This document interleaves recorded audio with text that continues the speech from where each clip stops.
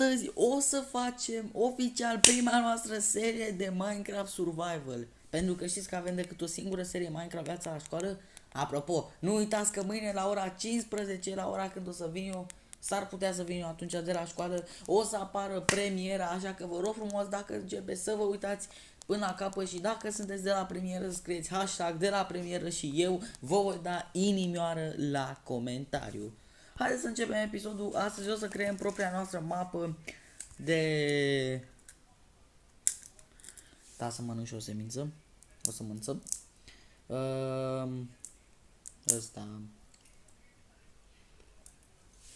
Să facem o lume. Lumea se va numi Survival. Pentru că, na, cum... sau nu.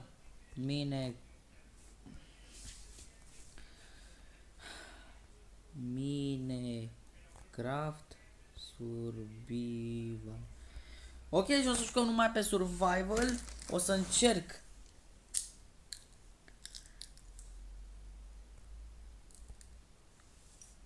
să bat Minecraft-ul pe lumea asta fără să mă dau vreodată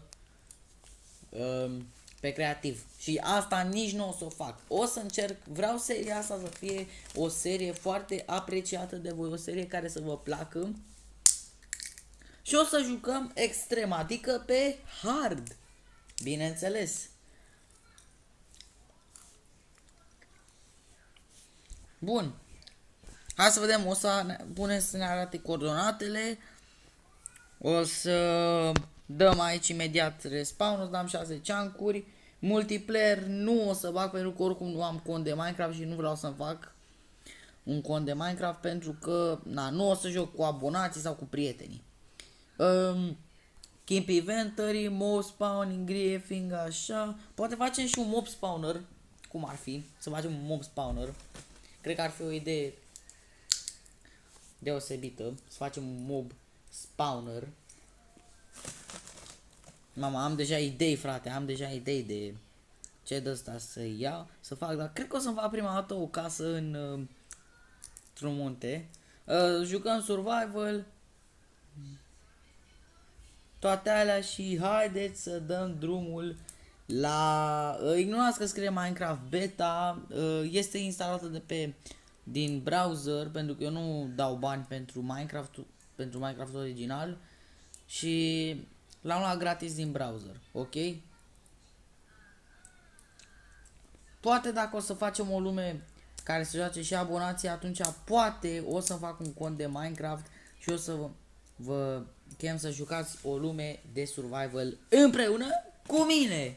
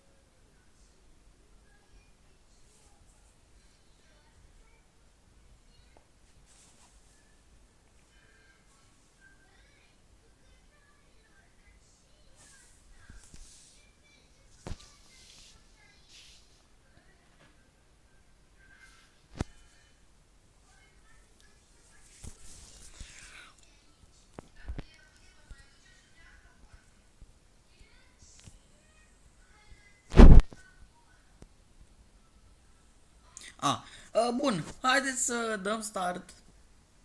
Și... Bun, haideți să strângem puțin lemn. Văd că ne-a dat un spawn de nota 1 din 10. Ne-a dat într-o laștină. Sau mâlaștină. În fine, lasă așa. Hai că deja avem clip de 5 minute și practic n-am făcut mai nimica. Plănuiesc să-mi fac o casă în pământ. Și new receipt unlock, check your receipt book. Nu mersi, nu vreau.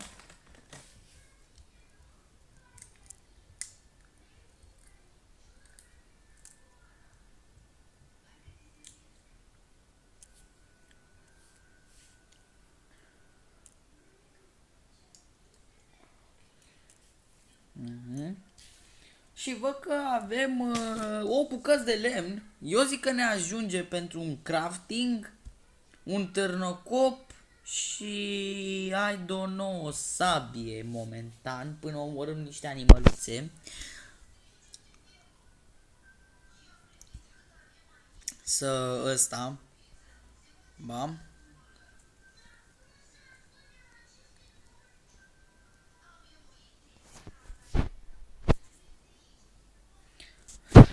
Și un târnăcop. Deci, sabie, târnăcop.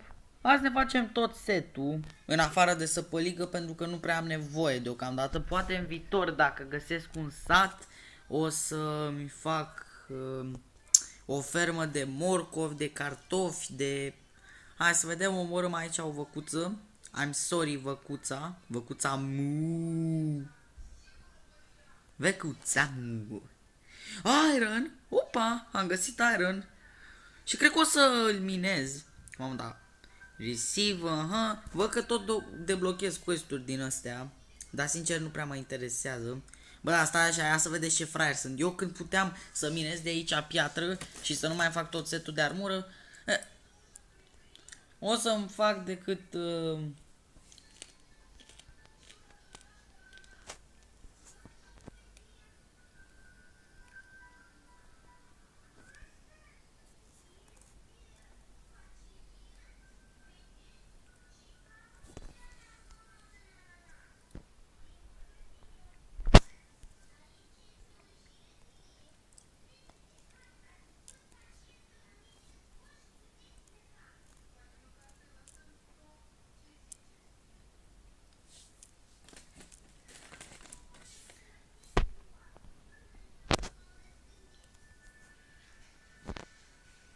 Ok? Bă, haideți să omorâm mai departe. O să-mi păstrez deocamdată itemele care le am acum, adică gen mă refer la sabie, topor și lopată. O să mi le păstrez pe astea care le am acum deocamdată. Vreau să, dacă tot îmi fac, vreau să-mi fac un pat albastru, pentru că culoarea verde se găsește foarte greu în jocul ăsta. Vreau să-mi fac un pat albastru și o să-mi fac din floricelele astea, pentru că mi se par foarte drăguțe.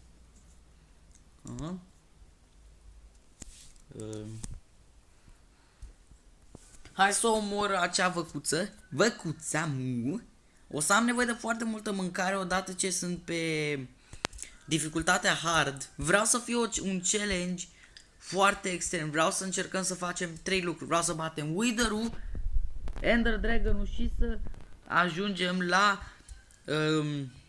echipamentul, adică gen ăsta, armura full netherite enchantată. Astea sunt toate scopurile care avem, care o să încercăm să le facem. Hai să vedem dacă găsim un sat în partea cealaltă. Poate găsim un sat și m-aș bucura să găsim, dar nu găsim. Oricum, dacă nu găsim, o să caut eu în episoadele următoare un sat și văd că deblochez aici în continuare destul de multe achievement-uri.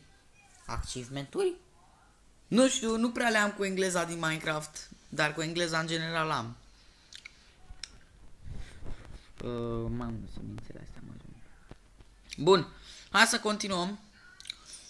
Nu știu cum se numească asta primul episod. Cred că o să se numească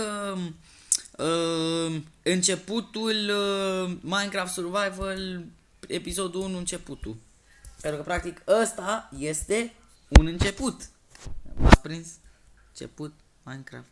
Las-o așa. Haideți să luăm de-astea de zahăr.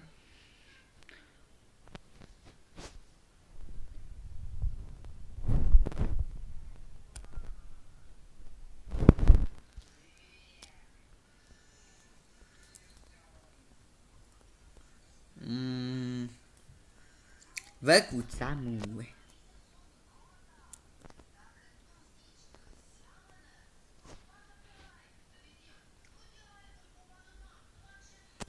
Oh, hai să mai omorâm niște animăluțe. I'm very sorry, but I will kill you because I need food. Eu și engleza mea.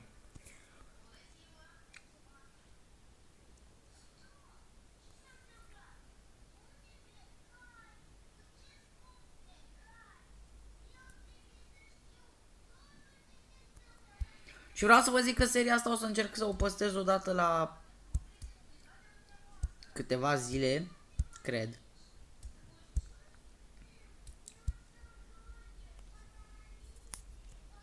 Și vreau să vă zic că s-ar putea de pe 2 noiembrie până o perioadă foarte lungă sau scurtă de timp, s-ar putea să nu mai postez pentru că nu stau să vă explic de ce, pentru că da, nu stau, pentru că este mult de povestit. Hai să continuăm.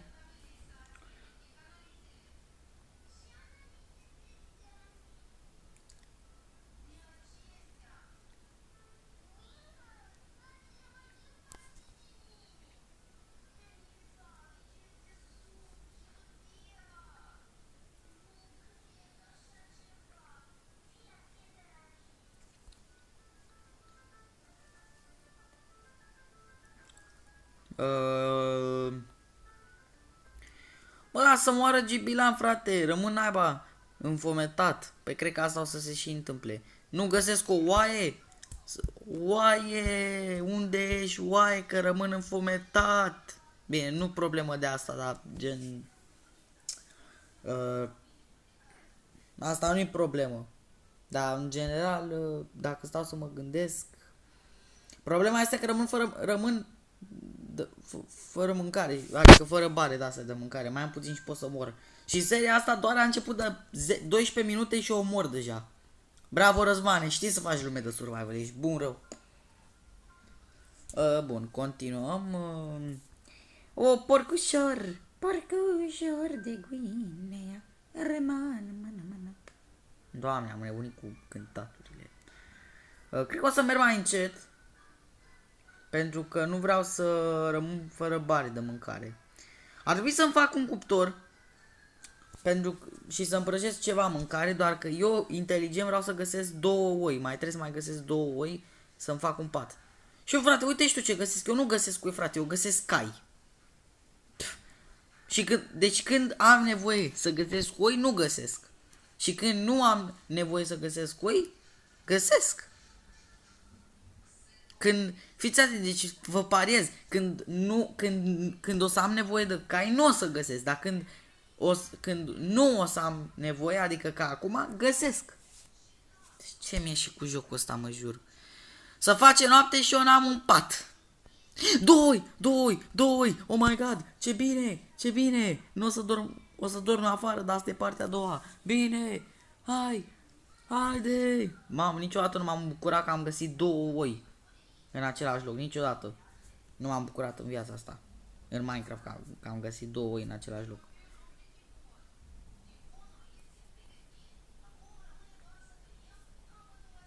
Bam, bam, bam. Gata, fratele meu. Bine. Hai să spargem aici într-o prăpastie. Bă, mică prăpastie, mă jur. Foarte mică e prăpastia asta. E așa de mică încât...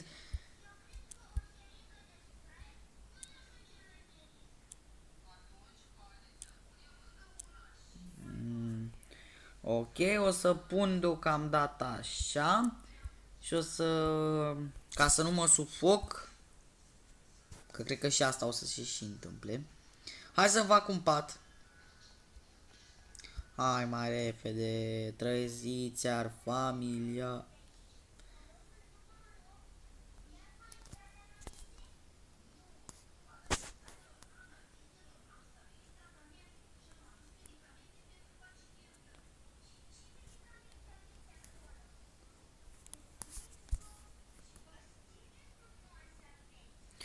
Și dormim. Bă, zici că fluier mai mult, mă jur. În fine, bă, o nouă zi, o nouă aventură. Sau nu, o nouă zi, o nouă aventură, unde să nimic, mă scuzați, sunt eu prost. Bun.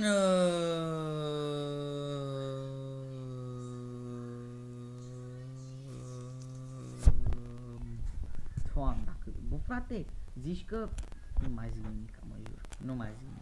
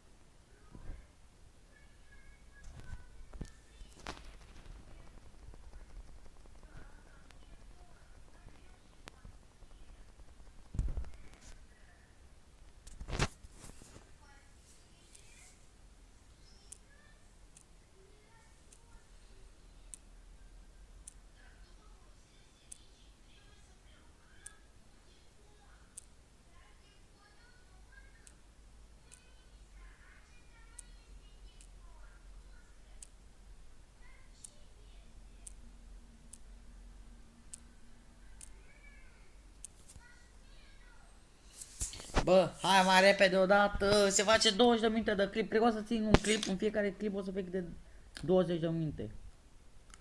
20 de minute per clip, asta înseamnă într-o serie vreo 20 de episoade, 20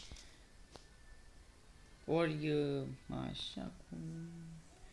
Deci, în total, dacă stau așa... Apropo, vreau să vă zic că dacă văd că este susținere, o să facem și Minecraft Survival sezonul 2, adică partea a doua, ediția a doua din această... Nu pot să o numesc serie pentru că ar fi o jignire.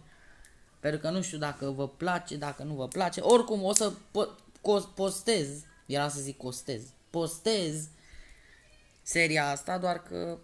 Na. În sfârșit mâncare, Doamne, am crezut că o să mor. Am văzut moartea cu ochii. Aoleu, uite și tu cum e ăsta acum. Haide, 3, 2, 1 și... Mamă, e bună, vine să vomit. Cred că o să-mi fac o casă în pământ și în episoadele următoare o să încerc să o renovez cu lemn.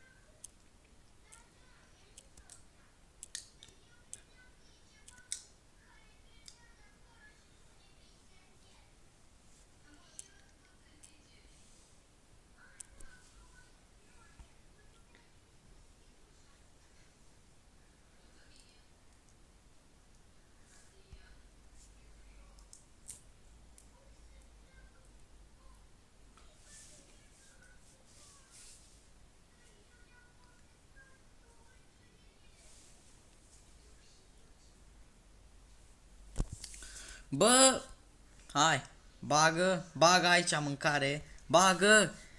Hai, Doamne, fă-te mai repede. Bă, dar asta așa, dacă tot avem sugar cane-uri. Sugar cane-uri? Chinuri. Nu știu, nu sunt un de ăsta. Ar trebui să închid în partea aia și am nevoie de dirt. Așa că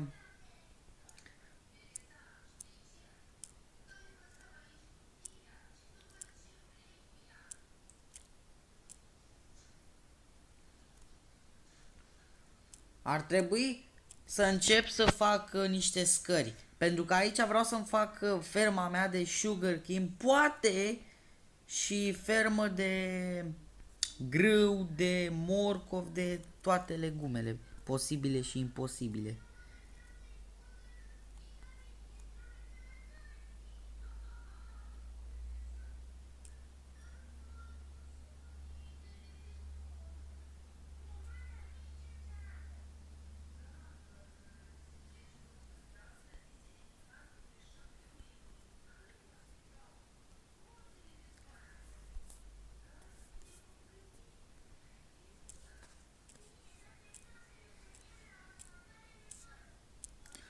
Bun.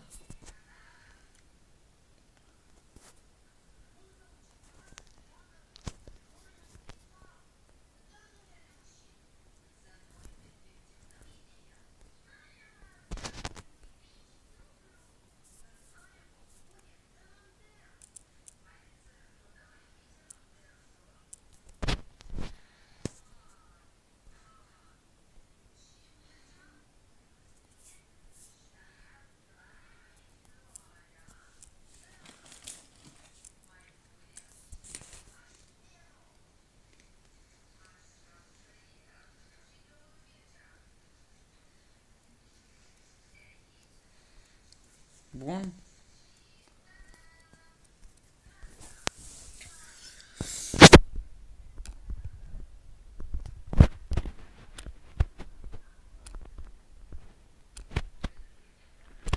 Bun. Ar trebui să mă mai duc episodul. Cred că episodul următor o să facem o sesiune de minat, de luat lemn. Și o să iau, cred că vreo 4 stecuri de lemne. Pentru că am planuri foarte mari pentru casa asta.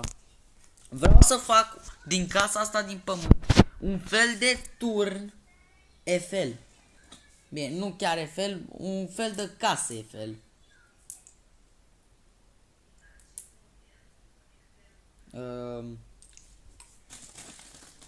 Da.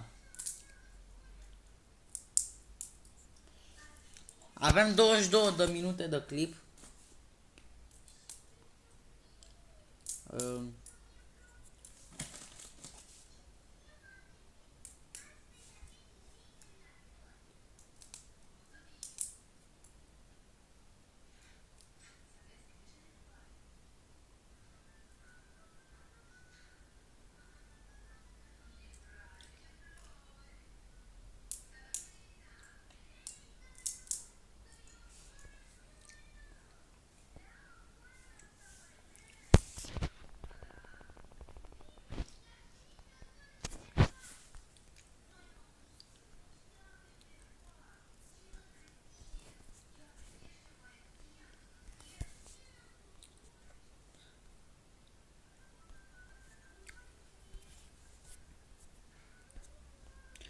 Bă, hai să merg. Ar trebui să mă mai duc să mai minez lemn, pentru că v-am zis că episodul următor vreau să fac o sesiune de lemn.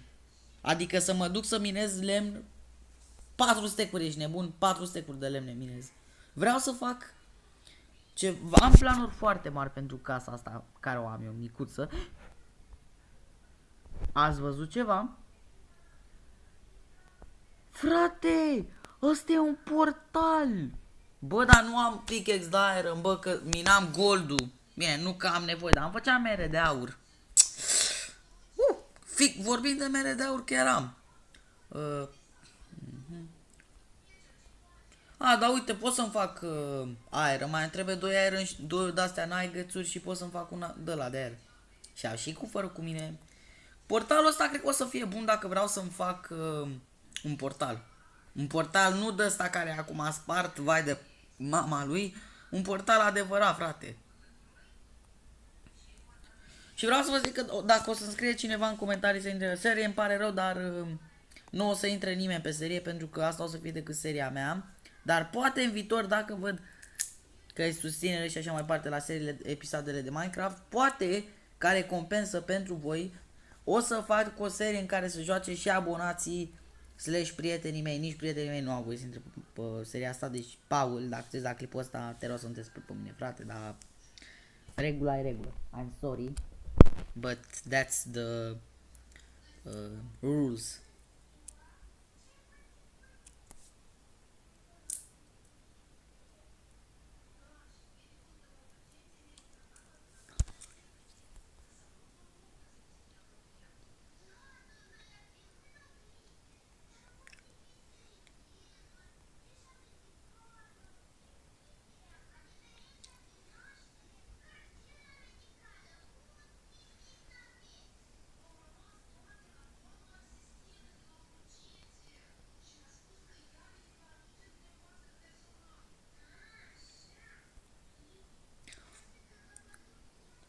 Ar trebui să fac un semn că aici e casa, în caz de plec undeva departe, să fac un semn că aici e casa, să fac, nu știu, un R sau ceva, nu știu.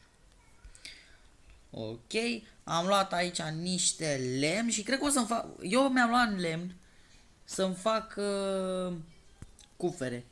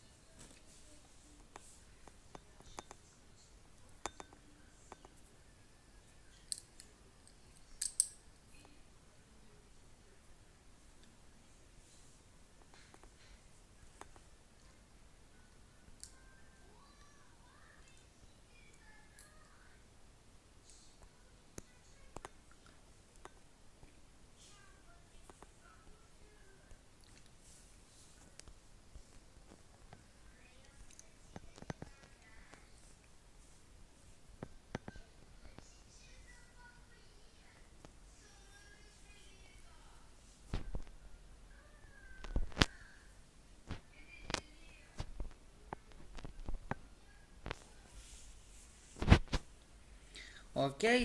Bă, ar trebui... Deci, cred că în episoadele următoare avem două chestii de făcut. De fapt, în episodul următor. Să facem o sesiune de lemn și să facem ceva, un fel de semn, un R, care în caz de plec departe de casă, nu numai să știu coordonatele, dar să și, în caz de sta aproape de casă și m-am pierdut de ea, să văd semnul. R. Cred că o să fac un R de la mare, din lemn. Sau nu, o să minez din piatră. Sau văd eu ce fac, lasă că mă gândesc eu la idei. Păi, cam asta cred că a fost episodul, sper că v-a plăcut, ăsta este cam începutul. Mi-am făcut, cam asta am făcut în primul episod, mi-am făcut o mini casă în acest munte foarte mare, adică, bă, foarte mare. V-ați prins?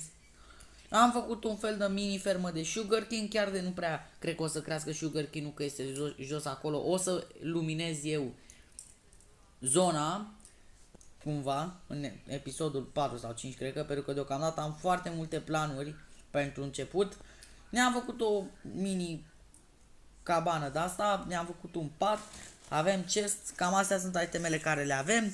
Și poate prin episodul 10 sau episodul 9, undeva prin episodul 9, 10 și 11, o să mergem să căutăm un sat. Pentru că, na, știți că avem nevoie de asta, de legume pentru plantație. Cam asta a fost episodul, sper că v-a plăcut, eu am fost Răzvan și v-am salutat. Pa, pa!